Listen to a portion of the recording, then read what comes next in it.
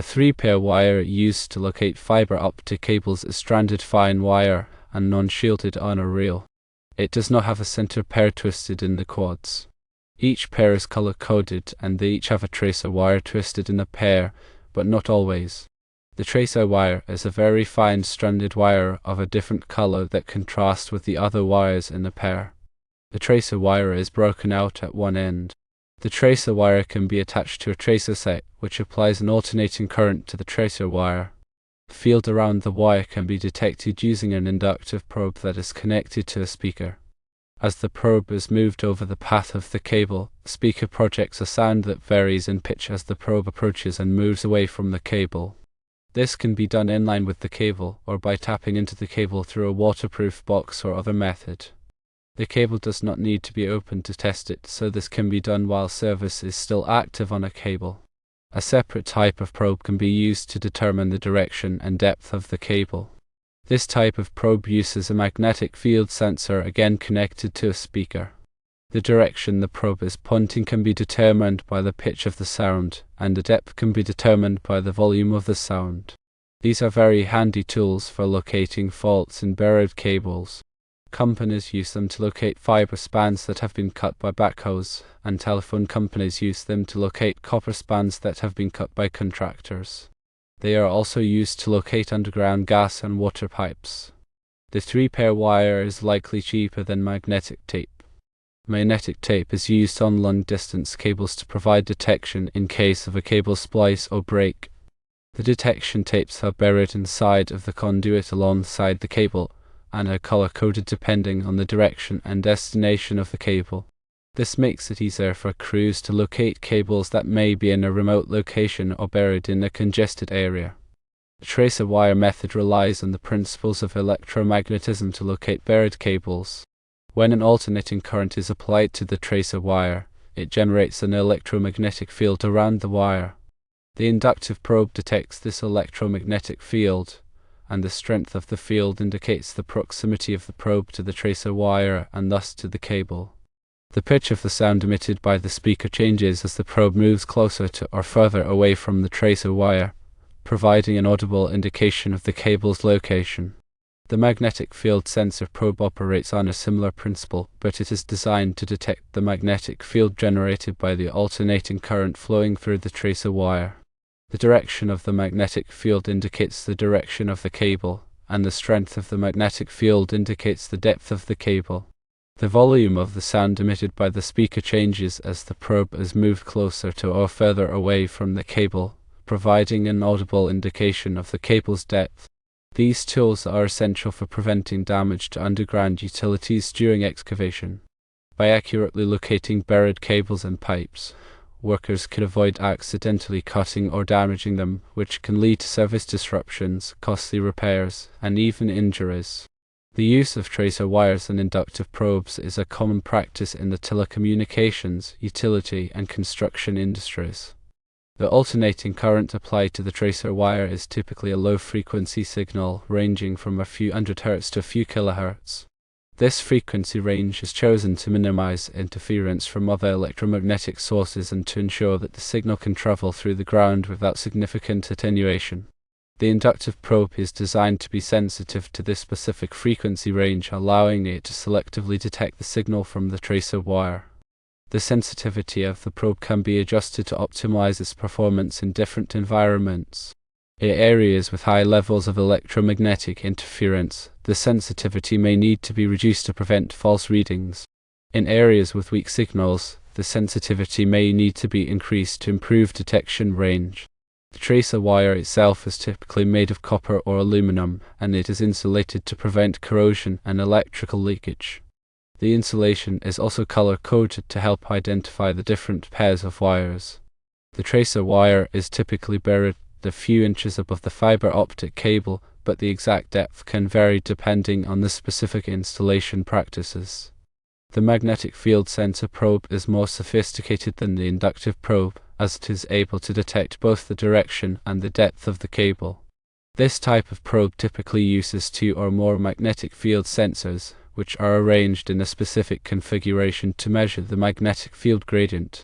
The magnetic field gradient is the rate of change of the magnetic field strength over distance. By measuring the magnetic field gradient, the probe can determine the direction and the depth of the cable. The magnetic field sensor probe is often used in conjunction with a GPS receiver, which allows the location of the cable to be accurately mapped.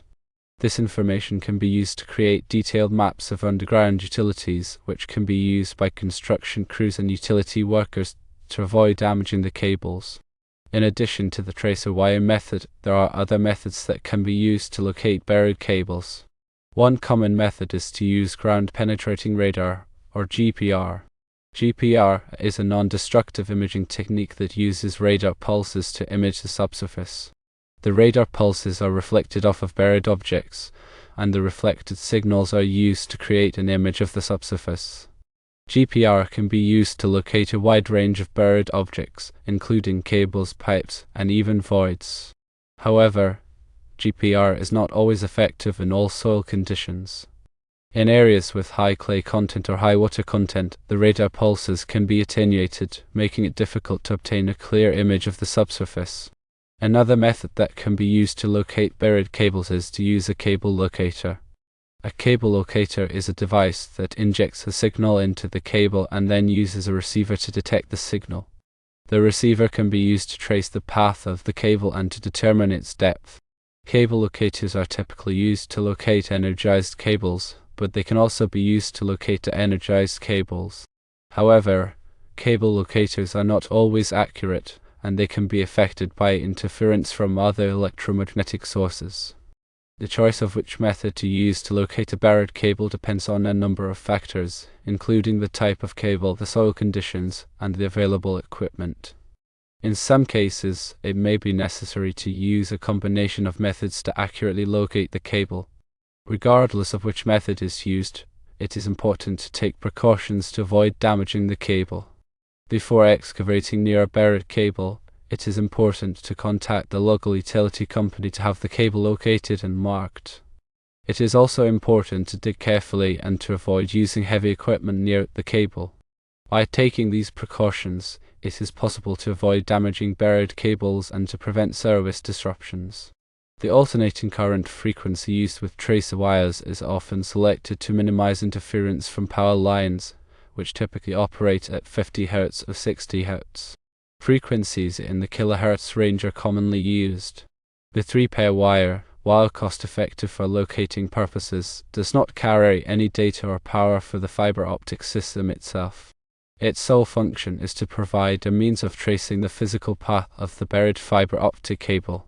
The process of injecting the signal into the tracer wire involves connecting a signal generator, also known as a transmitter, to the exposed end of the tracer wire. The transmitter generates the alternating current signal at the selected frequency and amplitude.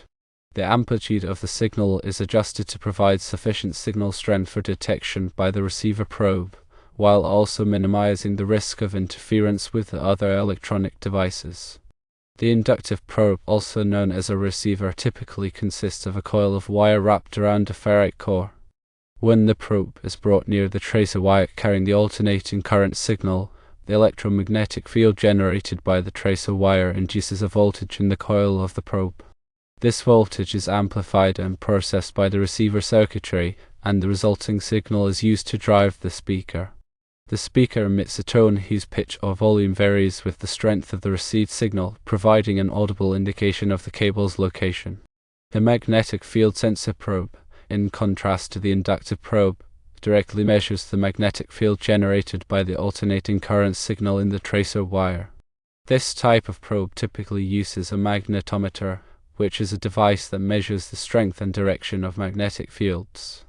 The magnetometer output is processed by the receiver circuitry to determine the direction and depth of the cable. The use of GPS in conjunction with cable locating equipment allows for the creation of accurate maps of underground utility infrastructure. These maps are essential for planning and executing excavation projects safely and efficiently. The maps can be used to identify potential conflicts between proposed excavations and existing underground utilities, allowing contractors to take steps to avoid damaging the utilities. The maps can also be used to locate damaged or malfunctioning utilities, facilitating repairs and minimizing service disruptions. In addition to the methods described above, there are other technologies that can be used to locate buried cables, such as time domain reflectometry, or TDR. TDR is a technique that sends an electrical pulse down a cable and measures the reflections that occur at discontinuities or faults in the cable.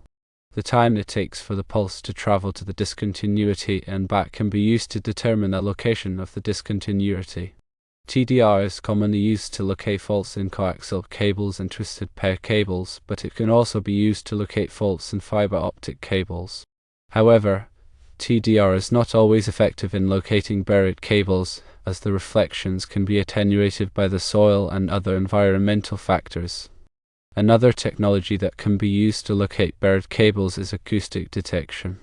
Acoustic detection involves listening for the sound of the cable vibrating or resonating. This technique is typically used to locate buried water pipes, but it can also be used to locate buried cables.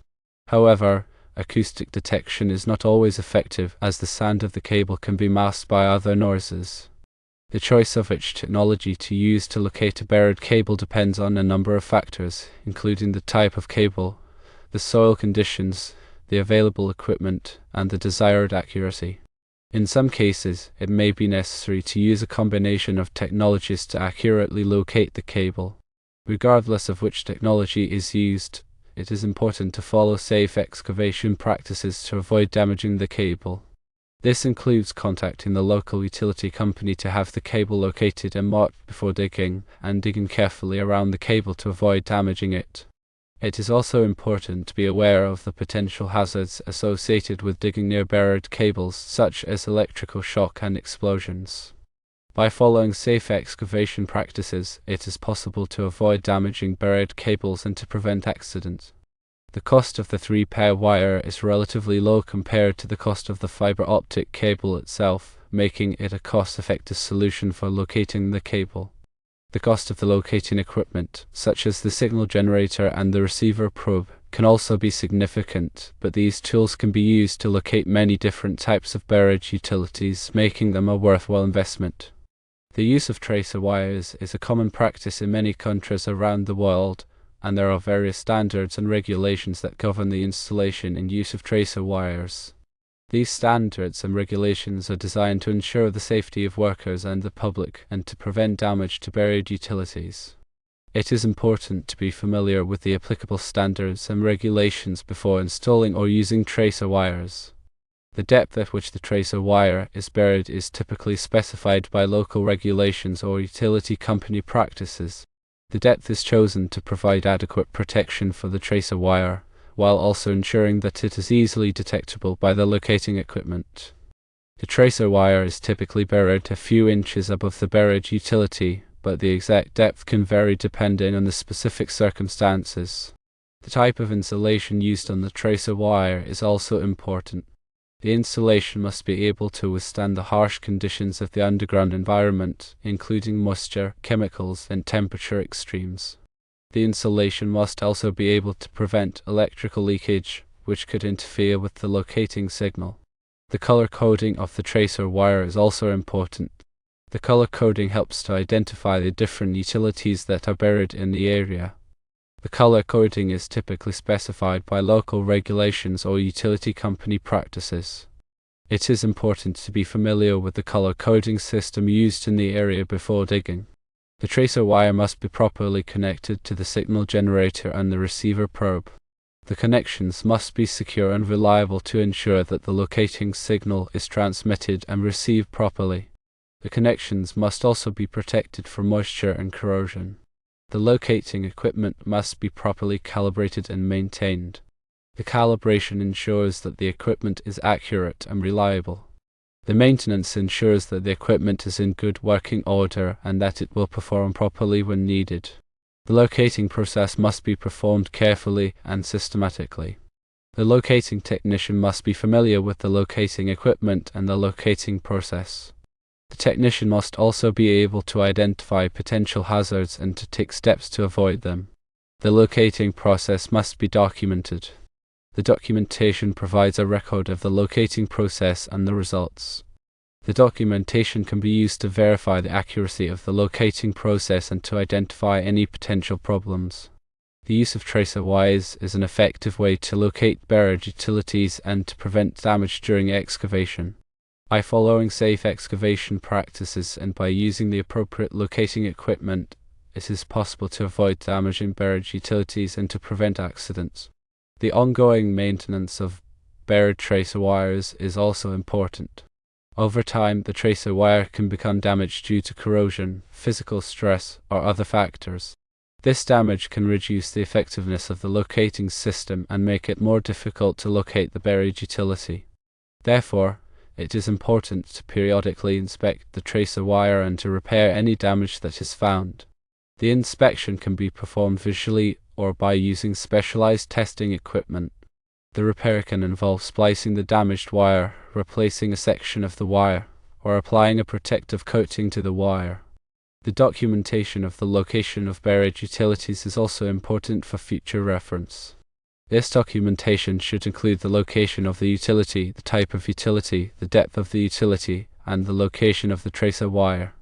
The documentation can be stored in a database or on a map. The documentation should be updated whenever changes are made to the utility system. The advancement of technology continues to improve the accuracy and efficiency of buried utility locating. New technologies, such as ground-penetrating radar and acoustic detection, are being developed and refined. These technologies offer the potential to locate buried utilities more quickly and accurately than traditional methods. The development of new standards and regulations is also helping to improve the safety and reliability of buried utility locating.